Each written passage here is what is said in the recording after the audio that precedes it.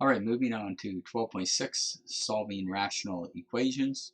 Um, Here we get an equal sign between two rational expressions, and we're going to work on trying to find out what value makes this a true statement for x. And sometimes we might even end up with a couple values when we do this. So the first step, it says state any restrictions. This takes us back to 12.1, where we think about this denominator here where it says x minus 2. We're going to set that equal to 0, and we're probably pretty good at this point. So I'm just going to write x minus 2 equals 0. And when I solve that, I get x equals 2, and that's the restriction. So we say x cannot be 2 in this problem. So we'll see what happens a little bit later when our restriction comes out to appear to be one of the solutions. So when we look at these rational equations here, this is called a proportion, where we have one fraction set equal to another fraction.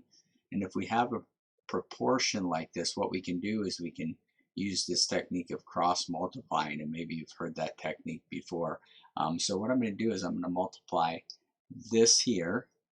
Sometimes I draw an arrow in. So when I take that, I get 6x minus 12 from the distributive property.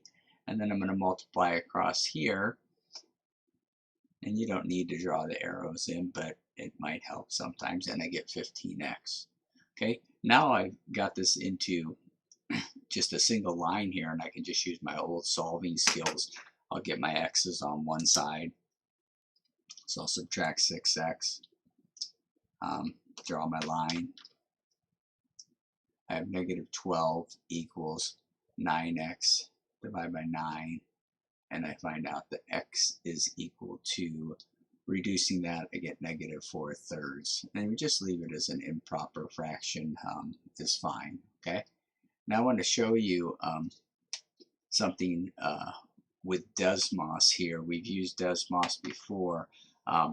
If you take a look at Desmos, what I've done here is I put the left side in for the first equation, and when I graph that, it looks something like this. Okay, now we might not make much sense of that graph, but that would be the graph for this rational expression if I put is set y equals, okay? And then for the right side of the equation, I put y equals 6/3. Remember, those were our two rational expressions, one on the left side of the equation and one on the right side of the equation, okay? So once I put those both into Desmos, look what happens here. We see this intersection here. And if you can read this here, it says negative 1.33 for the x value. Okay, and if you look back to what we came up with for a solution, we got negative 4/3.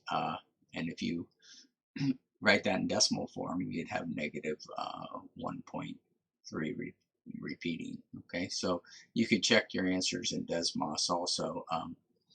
You know, it's a nice little tool.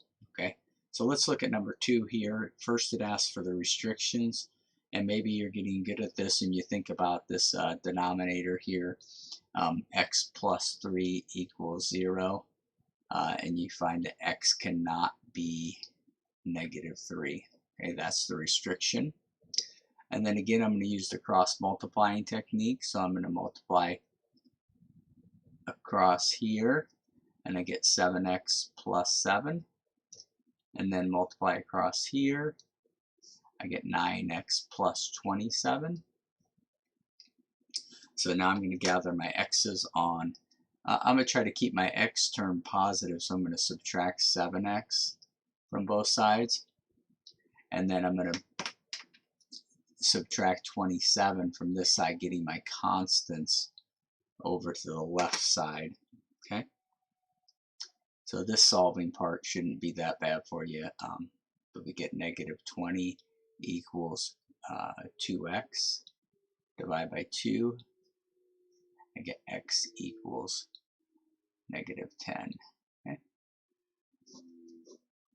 So Well, that's how we do these cross multiply ones. So if you see two fractions set equal to each other, that's a good method to use. You might find that the Hawks system does it slightly different, or if you watch some other YouTube videos, they might do these slightly different, but that's a nice way to handle these where you have one fraction set equal to another fraction.